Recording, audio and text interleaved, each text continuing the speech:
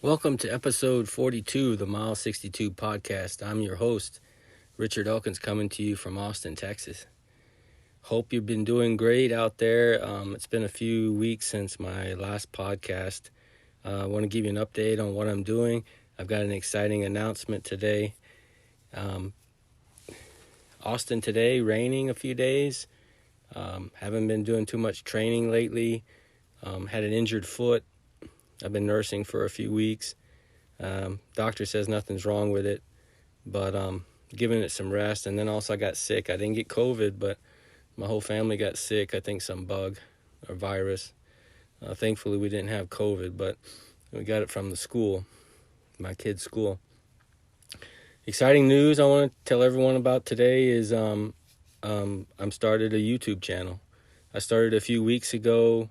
The name of the channel is Mile 62. It's you can search by Mile 62 or Mile 62 podcast. It'll come up. I've started off by loading up all 40 plus podcasts of the past. So they're a static image and you can listen to the podcast on YouTube. I've started uploading a few videos that I've been doing, and then also some short videos, which YouTube calls shorts. So those are 60 seconds or less. But my idea is that I want to start doing more trail videos and vlogs. If you watch Seth DeMoore on YouTube, he focuses on road running, but that's kind of my idea. It won't be a daily vlog, but when I go out biking or running, I plan to do a lot of videos, and I've already started doing that. I recently purchased a new GoPro Hero 9. I'm excited about that, and a bunch of accessories, so I'm still learning how to use it, and I'm getting better on the editing. But I'm excited. It'll add another facet of the Mile 62 program where you guys can listen to podcasts on YouTube, or you can watch videos, and in the future my vlogs will also become like podcasts, daily podcasts. I still will be doing podcasts and posting them on Anchor and Apple Podcasts, just like I've always been doing, but I'm really going to push my YouTube channel. I'm excited about it. It's a hobby. I'm learning how to do the videos. I've also been looking at drones. Know some runners that have got the new Skydio 2 drone.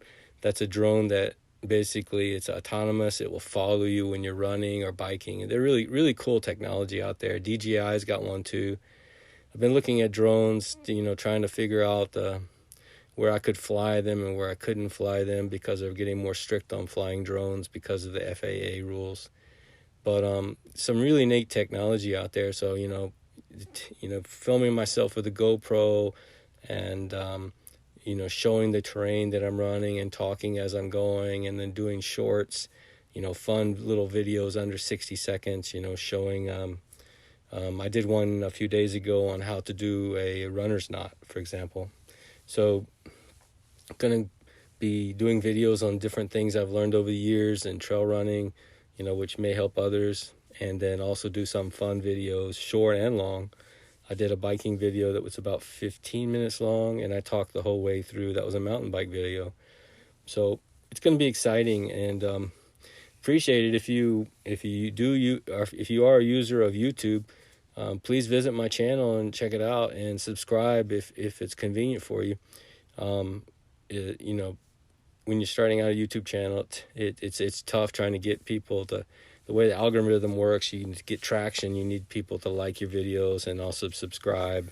So I know it's going to take a few years to really get going, but I've got some subscribers now, and need more of my friends to, check it out. So if you like my podcast and you follow me, please check it out. It's Mile 62 on YouTube. Other things been going on. A few weeks ago, I did the Hell's Hills 50K. So a bit of a race recap. That's the first time I've ever done that trail race. It's in Smithville, Texas, which is near Bastrop. And if you're not familiar with Texas, that's kind of near Austin. It takes place on a Rocky Hill Ranch, which is it's basically a mountain bike course. It's all single track, and there are a lot of race venues in Texas, and I think this is one of the best, well-kept single track race courses in Texas. They just do an awesome job. To give you an example, a lot of 50Ks, 100Ks, when you run them, there'll be a lot of Jeep roads, farm roads with single track. This course is almost all single track, and it's smooth single track. They keep it really well kept for the mountain bikers.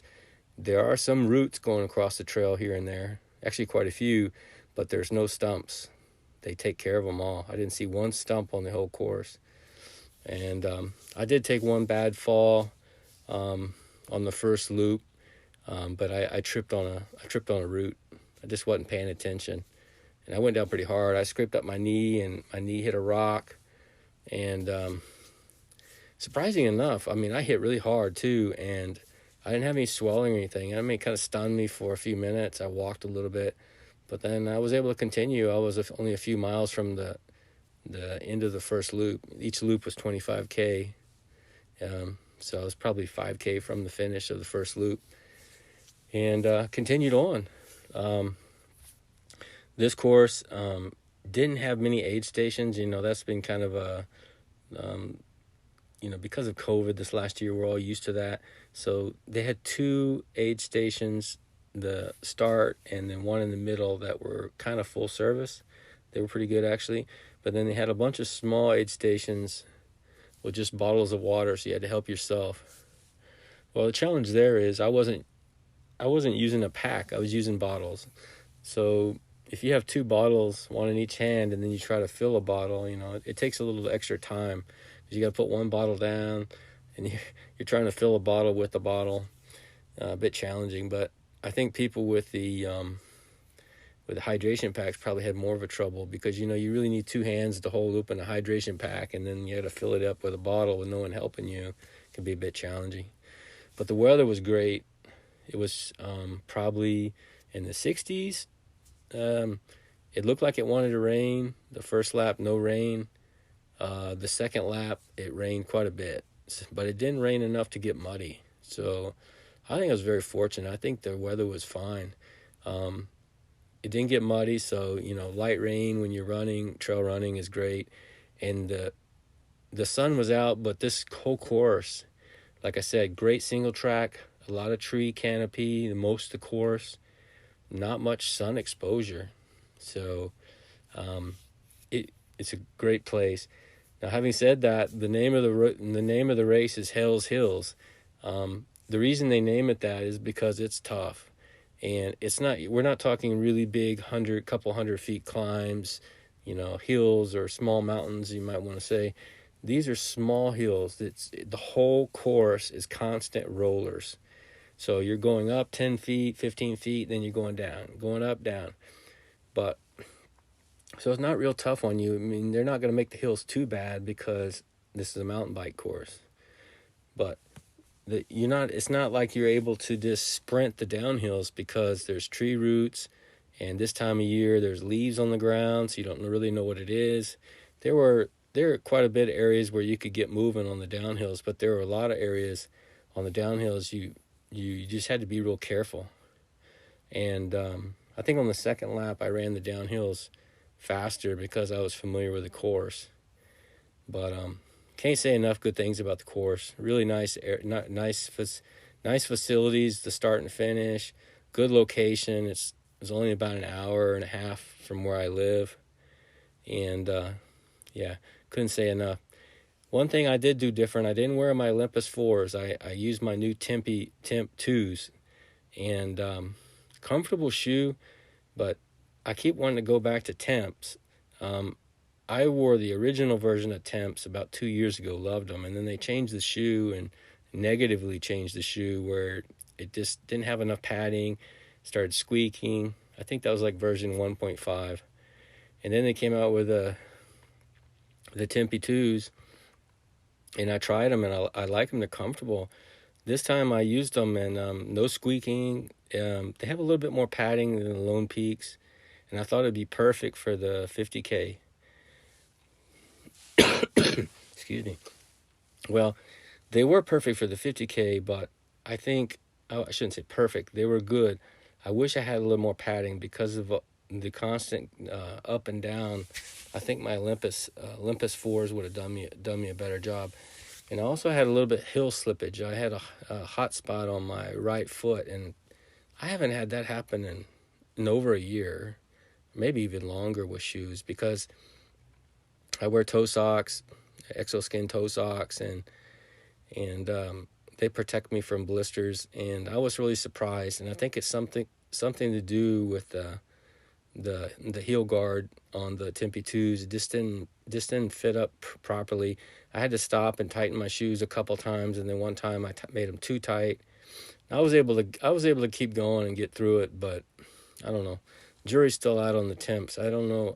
I just keep hoping that they'll will improve it enough where I can use that shoe again. But they made some improvement, but it's still not like the original temp. So my go-to shoe for Ultra is definitely the Olympus 4. I think it's a great shoe. It's just a heavy shoe, and I thought maybe on a 50K, usually I'm running 100K or 100 milers, usually around the 100K range. I thought for 50K I might be able to get away with it, but I think I would have done better if I'd used my Olympus 4s. The last few miles of this course is really hardcore.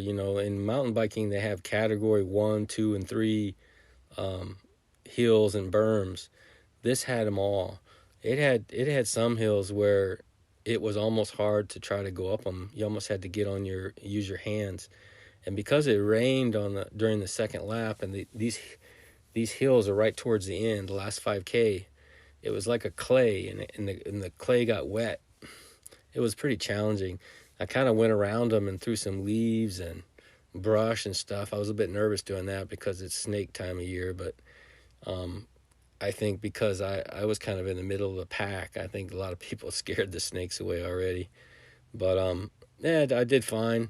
It was good fun. Highly suggest that course. That's the Rocky Hill Ranch, Hell's Hill 50K. So it's every early April every year. It's put on by Tejas Trails in Texas.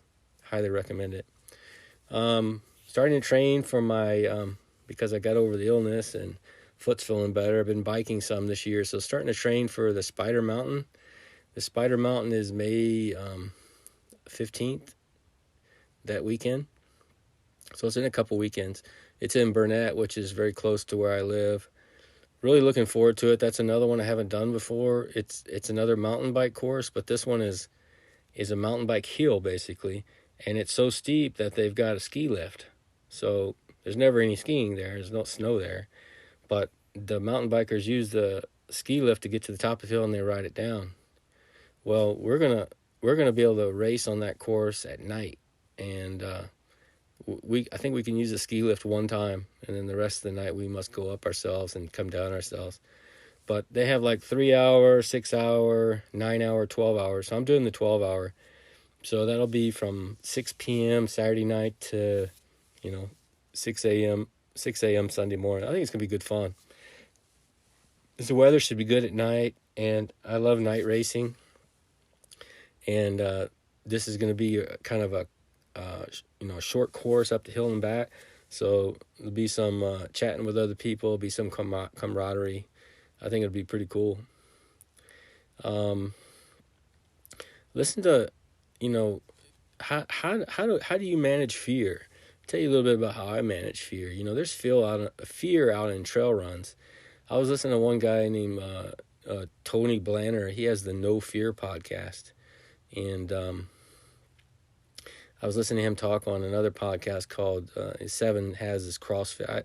I like to watch the CrossFit podcast, and I do some of the CrossFit workouts. And like I mentioned before, I've got one of those Rogue Echo bikes in my garage gym. I think CrossFit workouts are great. I would never want to do CrossFit because some of the exercise I can't do, but I think they're great cross training. Just like rucking and CrossFit and weightlifting. It's great cross training for trail running. But this guy was talking about, he teaches people fear management. And he's ex-military, and, a lot of history teaching this. And he went down to paratrooper school in, I think it's Georgia, and is talking to these guys how to manage fear. And he gave them the presentation, and then one of the guys said, well, why don't you go for a jump with us? And he says, well, I don't do that kind of thing. And the paratrooper said, I thought you're no fear Superman. And he says, well, I manage my fear. I don't like to jump, so I don't jump. That's how I manage my fear. I thought it was kind of a weird answer, but it kind of makes sense. But when you're out in a trail run, there's a lot of things that we have to endure. And I used to be scared of snakes, especially not snakes, but rattlesnakes. I've been startled by a bunch of snakes, but rattlesnakes. When I first started trail running, I was trail running in California, and there are rattlesnakes everywhere. And one of the reasons they do is because they don't kill them. Colorado and California, they're protected, so you're going to see a lot of rattlesnakes when you're out on trail run. In Texas, we don't see them very much. I mean, probably originally there was probably more rattlesnakes in Texas than in California and Colorado, but in Texas they kill them. So a lot of these trail runs are on private ranches. On the private ranches, I'm almost never seen a snake. I think they just take care of them, and they don't want, God forbid, somebody get bit. That would be bad for their business. But I have seen some, especially on some of the state park race courses. And I remember the first time I saw one, I got a little bit spooked. But after a couple engagements with rattlesnakes, I really start to realize, they're scared of us as we're scared of them. I mean, they usually just, take off across the trail and don't even stop. That's happened to me in many cases. And I remember one case where it was at Possum Kingdom, 69-miler. That race is actually coming up pretty soon. I saw about a 6-foot rattlesnake crossing the road, and I had it was a Jeep road. I had plenty of room to go around him in front. But I was so scared that he was going to race up to me and strike me. But I had stunned him with my lights. I had 2 lights. And I had learned in snake training that a rattlesnake really can't strike you unless it's coiled up. And he was laid out straight as an arrow. He was glowing like an Excalibur sword in the night. I mean, with my lights shining on him. I'm just like somebody wanted us to know that he was there. Anyways, another guy came up and said, "Man, you're right. He can't strike you. Let's just go around in front of him." Sure enough, we went around in front of him. And he didn't do anything. So you got to learn to manage your fear. And the way I do with animals and stakes and like that at night, I just carry one hiking pole with me, because sometimes I get beat up where I need a hiking pole. But to be honest, I carry that hiking pole. I don't extend it. I keep it in my hand. I've gotten really close to packs of coyotes, and one time I actually had it extended, and I was running through. I told the story before on a previous podcast. I was running through a riverbed, and a bat attacked me. I think my light shined. It was at night. My light shined at the bat, and it spooked him. And so he was hovering right in front of me like he wanted to attack me. I swung my hiking pole at him, and I think his radar picked it up, and he took off. But it's kind of that's how I manage fear at night. When I got my hiking pole, I'm not scared of nothing. So you got to come up with ways to manage your fear, because I know there are a lot of people that do have fear. I remember one time I was in a night race, a Captain Carl's race, and some lady was freaking out. She didn't want to run at night by herself, and I was thinking to myself, well, this is only a night race. There's no light in the race. So I ran with her for a while, but I told her she needs to find some way to manage her fear, and I do it with my hiking pole. I also use 2 lights. Some people say, why do you use 2 lights? You're like a freight train going through the forest. Well, I want to make sure I can see everything, because I've tripped over roots, rocks. I've seen snakes. I've seen big Russian boar, or some kind of boar, I don't know what it was. I saw a boar so big one time I only saw its silhouette running through the brush, but it sounded like Bigfoot running through the forest. So, but it doesn't bother me. It doesn't bother me when I have my hiking pole, because, well, maybe it wouldn't do much for me, but my attitude changes. So I think when you're out on the trail, you have to find a way to manage your fear. So if you're fearful, especially of night running, the more you do it, the better you get at it, and if you need more lighting, if you need a pacer, or if you want to carry a hiking pole, that's what I do.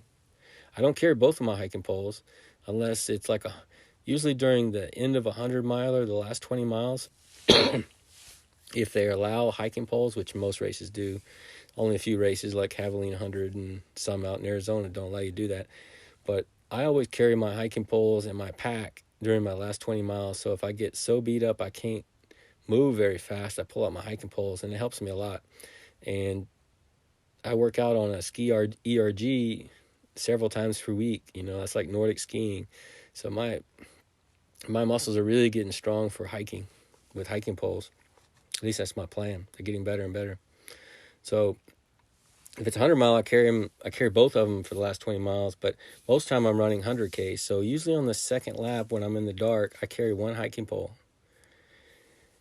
And I'll usually carry a flashlight in one hand, and then I've got a headlamp or my waist light. So I've got 2 lights, a hiking pole, and that's all I need. I can see everything, and if something gets too close to me, I have my hiking pole, then I have no fear. So find out what works for you, and those are a couple of options. Like I said, extra lighting, hiking pole, pacer if you need one. But do what you can. I mean, you have to learn to manage your fear. But that's my advice of the day. Some sad news, the same weekend of Hell's Hills 50K trail racing over Texas had a race at Seven Isle Ranch, which we all know and love. That's where Habanero is, and that's where Jackalope Jam is. Well, Rob Goen had to move the Brazos Bend 50 from Houston to 7IL because of COVID. They just wouldn't let him do it in Needleville, that park near Houston.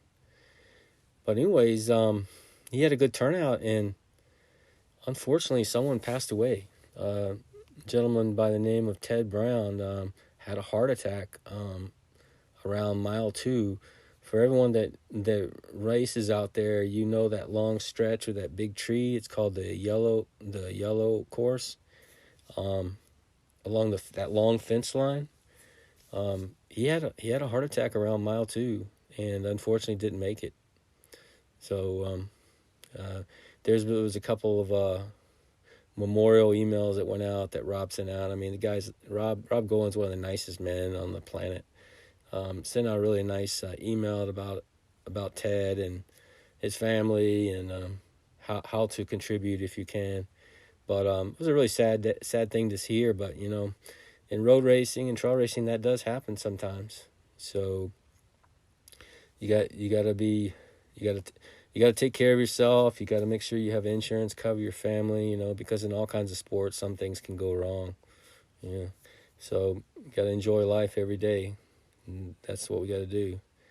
But I just wanted to bring that up, and my condolences to his family, and things move on. I think they're going to put some memorial sign near that big tree on the course. So for us running Habanero, we'll see that, so we can say a prayer for him. What else? I think that's it for this podcast. I'm excited about the race season coming up. I've got Spider Mountain, and I think I'm going to go out to the Possum Kingdom the next weekend. I'm not racing out there, but I might do some pacing of my brother or help at an aid station. So look for me out there. I might be the guy with the GoPro. You seen these guys like Jamil with Arya Vipa chasing the pros around? Well, I don't care about the pros. I might be chasing mid-packers around, filming them. So I'm excited. I'm getting better with it, and I've got all kinds of selfie sticks and race sticks. I've got a chest strap, and I got all the accessories to go with them. So I'm learning how to do it. I just got a new book on it. So the more times I've done it, I'm learning every time. So be patient with me. My editing is going to get better.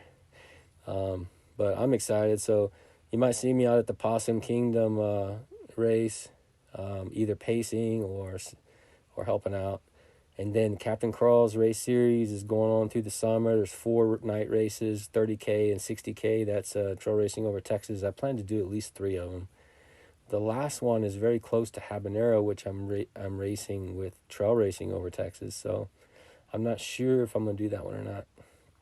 Well, why am I racing so much in the summer? It's because I'm trying to get that 400-mile buckle.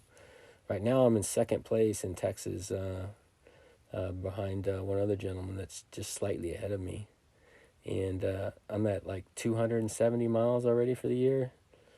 I think we're all crazy running so much. I figured it out. I've already raced 8 marathons this year, and it's only April. If I just break out all the miles from my hundreds and 100Ks and 50Ks. But when you think about it in marathons, it really sounds a lot. But anyways, I'm going to get that 400-mile buckle, and hopefully I can get it by early fall, because most of my races starting in August for the rest of the year are with trail racing over Texas. And I also got other exciting news. I got into Arkansas Traveler. Never can say it correctly. That's a hard race to get into. It's only about 250 people per year. But I jumped into the registration right as it opened, and I think I was like number 52 or something like that. And my younger brother's also, ultra trucker as we call him, Sam, is also in that race. So that's going to be exciting. That's a very tough race. It's an out and back 50 miles going through the Ozarks. It's a real tough race, but I'll be prepared. So I guess if you want to call any of my races this year my A race, it's definitely going to be the Arkansas Traveler, because that's going to be the toughest one. I'm also doing the Habanero 100-miler. I've raced a lot out at S7IL, over 300 miles worth of racing at 7IL. I've done the 50K and the 100K, and I've done the Jalapeno 100-mile. That's the same course as Habanero, but that's in November, so it's cool. So it's not that hard, not as hard, but Habanero's in the middle of August, so it's almost 100 degrees the whole race. So that's going to be a tough race. So in August, I've got Habanero. Then in October, I have Arkansas Traveler. And then in December, I have Brazos Bend 100 in Houston. So exciting year ahead of me. And I hope to see y'all out on the trails. And if you want to collaborate on a podcast or be on a podcast is what I mean, and I'd love to chat with you. If you got some great trail footage when you're out, something neat, send it over to me. I'd like to post it on my YouTube channel. I can edit it and put it on my YouTube channel, because my YouTube channel is for sharing. What's it like to race this race? I'm gonna have trail footage from my training runs, my races.